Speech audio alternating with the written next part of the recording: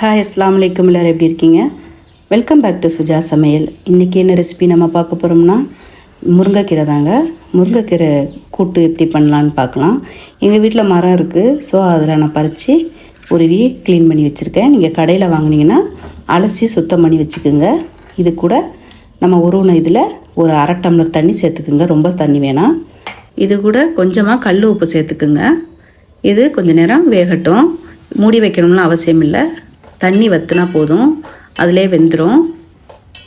உங்கள் குழந்தைங்க விரும்பி சாப்பிட மாட்டாங்க முருங்கைக்கீரைலாம் அப்படின்னு சொல்கிற குழந்தைங்களுக்கு நீங்கள் இந்த மாதிரி செஞ்சு கொடுங்க, கண்டிப்பாக சாப்பிடுவாங்க. குழந்தைங்களுக்கு ரொம்ப நல்லதுங்க. Vitamin A, vitamin E, vitamin C, calcium, இரும்பு சத்து எல்லாமே நிறையா இருக்குது. நம்ம மிஸ் பண்ணாமல் இந்த மாதிரி அடிக்கடி முருங்கைக்கீரை வாங்கி சமைச்சு சாப்பிடலாம். இப்போ இன்னொரு சட்டியை எடுத்து அதை தாளிக்க நம்ம நல்லெண்ணெய் சேர்த்துக்கலாம். நல்லா கொஞ்சம் தாராளமாக சேர்த்துக்குங்க. எண்ணெய் கொஞ்சம் சூடாகட்டும். அதிக சத்து நிறைந்த கீரையிலேயே முருங்கைக்கீரை தாங்க. நம்ம முடியெல்லாம் கொட்டுது, அதிகமாக முடி கொட்டுற பெண் பிள்ளைங்களுக்கெல்லாம் நீங்கள் அடிக்கடி இந்த மாதிரி முருங்கைக்கீரை செஞ்சு கொடுங்க. இப்போ நல்லா காஞ்சிருச்சு. சின்ன வெங்காயத்தை சேர்த்துக்குங்க. சின்ன வெங்காயம் தான் இதுக்கு நல்லாயிருக்கும். குருவா நறுக்கி அதை நம்ம செவக்க விட்டுக்கலாம்.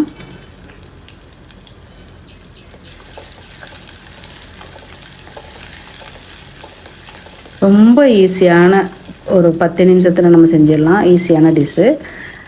இது கூட 2 பச்சை மிளகா சேர்த்துக்கோங்க. கீரை வகையிலேயே ரொம்ப டேஸ்ட்டு கொடுக்குற கீரைனா முருங்கைக்கீரை தாங்க. அதிக சத்து நிறைஞ்ச கீரை முருங்கைக்கீரை தாங்க. இப்போ நம்ம அந்த அவிச்சு வச்சுருக்க முருங்கைக்கீரையை நம்ம அதில் சேர்த்துக்க வேண்டியதான். எங்கள் வீட்டில் மரம் இருக்கிறனால நான் அடிக்கடி சமைப்பேன். அது இல்லாமல் கருவேப்பிலை மாதிரி நான் யூஸ் பண்ணிக்குவேன்.